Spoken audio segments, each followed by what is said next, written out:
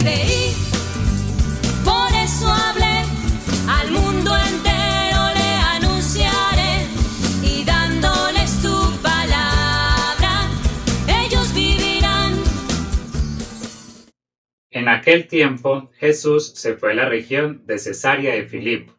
Estando allí, preguntó a sus discípulos: según el parecer de la gente, ¿quién es el Hijo del Hombre?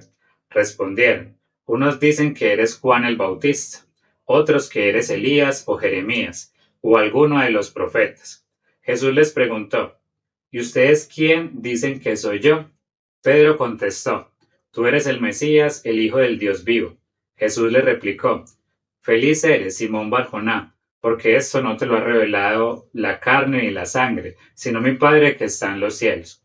Y ahora yo te digo, tú eres Pedro, o sea, piedra, y sobre esta piedra edificaré mi iglesia.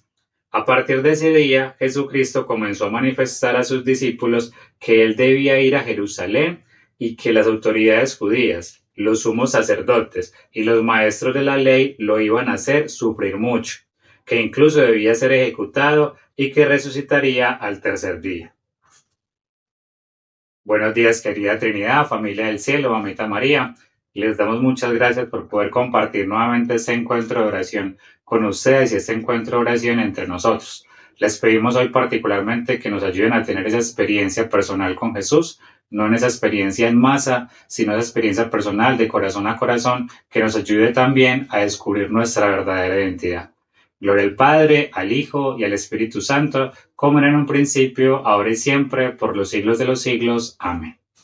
Hola, un buen día para todos. Mi nombre es Jonathan, matrimonio del Verbo de Medellín. El día de hoy vamos a compartir las pautas de oración del Evangelio de Mateo 16, versículos del 13 al 23. Mateo 16, versículos del 13 al 23. Y como fruto de mi oración he titulado estas pautas: ¿y ustedes quién dicen que soy yo? Les voy a proponer básicamente 3 puntos de meditación. El primero, el reconocer que la fe es una experiencia personal y que esa experiencia personal no solo me hace encontrar con Cristo, sino que también me confirma quién soy yo. Es muy bonito cómo Jesús hoy particularmente a nosotros nos hace esa misma pregunta que le hizo a los discípulos.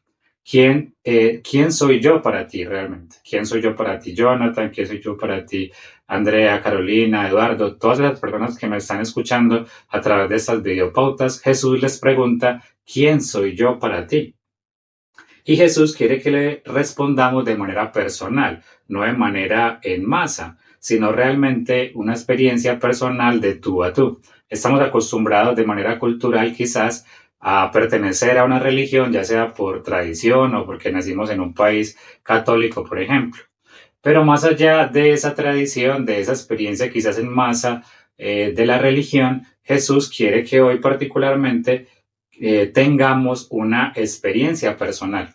Y es interesante cómo Jesús quiere que cada persona lo descubra por sí misma. No quiere que otro lo descubra por nosotros, sino que seamos nosotros los que lo descubramos. Es interesante cómo Jesús le dice a sus discípulos, luego que ellos reconocen que Él es el Hijo del Dios vivo, que no le cuenten a nadie que Él es el Mesías. En esa frase, en esa invitación que hace Jesús a los discípulos, sentía yo una invitación particular a que nadie me cuente mi experiencia personal con Jesús, sino que sea yo mismo quien la descubra, que sea yo mismo quien descubra esa experiencia con Dios para conmigo, que hable yo de tú a corazón, de tú a tú, de corazón a corazón, y que no me deje contar la experiencia pues por otra persona. Es muy, muy imponente el hecho de que no solo en esta experiencia de reconocer a Jesús, de quién es Jesús para nosotros, no solo le reconocemos a Él, sino que también nos reconocemos a nosotros mismos. Jesús le dice a Pedro, luego de que Él lo reconoce, quién es. Y asimismo Jesús nos puede decir quiénes somos verdaderamente nosotros al encontrarnos con Él. Yo recuerdo particularmente mis primeras experiencias con Jesús, esos primeros encuentros de tú a tú, de experiencia personal, como Jesús me decía: Jonathan, tú eres alianza. Y esa palabra alianza, pues digamos, de cierta manera ha resignificado mi vida. Le ha dado una orientación, un proyecto en cuanto a hacer alianza en el matrimonio, hacer alianza con mis amigos, con mis compañeros de trabajo, con mi alrededor, con mi familia. ¿Qué significa hacer alianza? ¿Sí? Eso me ha dado una proyección. Y estoy seguro que Jesús también, en esa experiencia personal, quiere que ustedes le escuchen de viva voz quién es Él. ¿Quiénes son ustedes para Él? No solo que ustedes respondan quién es Él para ustedes, sino que Él va a responder quiénes son ustedes para Dios. Que podamos pues escuchar al Señor de su propia boca. El segundo punto de meditación que les propongo es comprender que Jesús entiende nuestro sufrimiento. Es muy interesante cómo en el Evangelio se afirma de que Jesús es el Hijo del Dios vivo. Y me percataba yo de que Jesús les está diciendo a sus discípulos que Él, a pesar de que es el Hijo del Dios vivo, también tiene que sufrir. En muchas ocasiones pudiera parecer que el sufrimiento es inconcebible, que por qué tenemos que pasar por esos sufrimientos. En el mundo hay demasiado sufrimiento. Y uno puede pensar, ¿por qué me pasa esto a mí? ¿Por qué Dios no quita todo ese sufrimiento del mundo realmente? Y reconocía yo que el sufrimiento es parte del proyecto de salvación. Jesús Todopoderoso pudo evitar ese sufrimiento, pero no, Él quiso asumirlo, se lo estaba contando a sus discípulos, sabía que tenía que padecer mucho y de que esto era de cierta manera una consecuencia de ese proyecto de salvación para llevarlo al fin último, para llevarlo realmente a la resurrección, a la vida eterna para toda la humanidad. Y aunque podía evitarlo, decidió enfrentarlo realmente. A mí esto me llena de mucha esperanza de cierta manera, porque ante mis sufrimientos, ante los sufrimientos de la humanidad, Jesús los comprende, Jesús ha pasado por ellos y sabe lo que se experimenta. Y también sabe que el sufrimiento no es el fin último. A veces nos quedamos precisamente en ese sufrimiento, en el por qué me tienen que pasar estas cosas.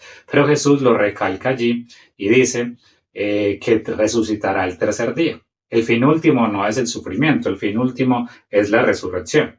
Es algo que, por ejemplo, Pedro en ese momento no entiende, así como nos puede pasar también a nosotros, así como me ha pasado a mí en muchas ocasiones, que no entendemos el porqué del sufrimiento. Pedro le dice a Jesús de que no te pase esto, Señor. Yo no leí todo el Evangelio completo por lo extenso que es, pero ustedes pueden leer la totalidad de los versículos y se darán cuenta de que Pedro pasa de confirmar que que Jesús es el Hijo de Dios vivo, a pasar a tener miedo de que Jesús sufra y de que si Él es el Hijo de Dios vivo, ¿cómo va a tener ese sufrimiento? Pues Jesús lo asume realmente y con eso, de cierta manera, resignifica también nuestros sufrimientos. Actualmente, pues estoy pasando por una situación complicada en cuanto al traslado que necesito de Medellín hacia Dos Quebradas en temas laborales. Mi familia, ya les he contado en anteriores videopautas, mi esposa y mi hijo se encuentran en Dos Quebradas y para mí ha sido muy difícil el movimiento laboral. Y sufrimos en medio de ese movimiento. La distancia nos hace sufrir, la separación física nos hace sufrir. Y aunque voy recurrentemente a visitarlos, pues no es lo mismo de vivir con ellos realmente. En muchas ocasiones le digo al Señor, ¿por qué tengo que pasar este sufrimiento? ¿Por qué no se dan las cosas de manera sencilla para que estemos unidos?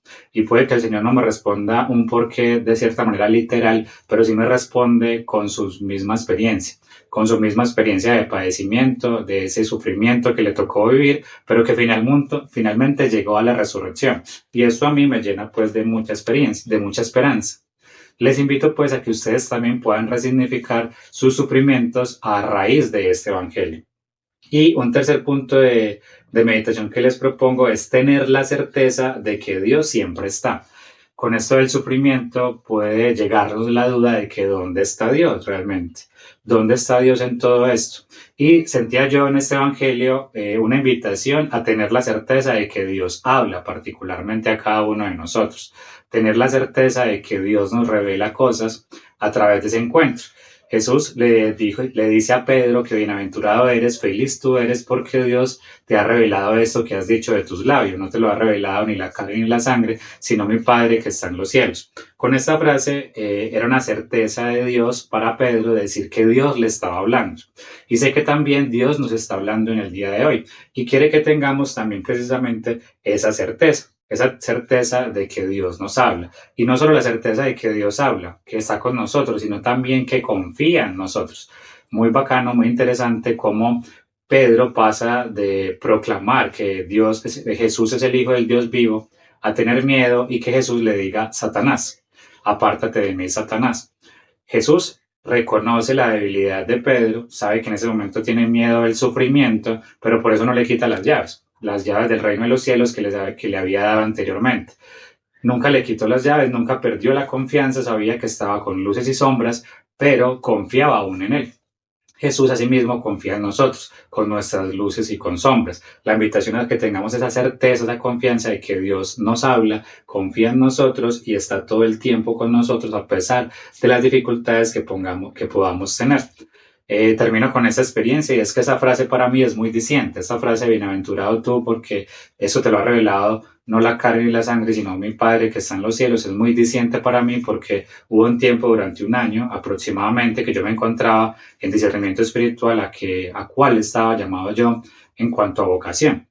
Y Jesús me confirmaba con esta frase, bienaventurado tú, porque has descubierto que eres alianza. Yo te he revelado que eres alianza y tu vocación es el matrimonio.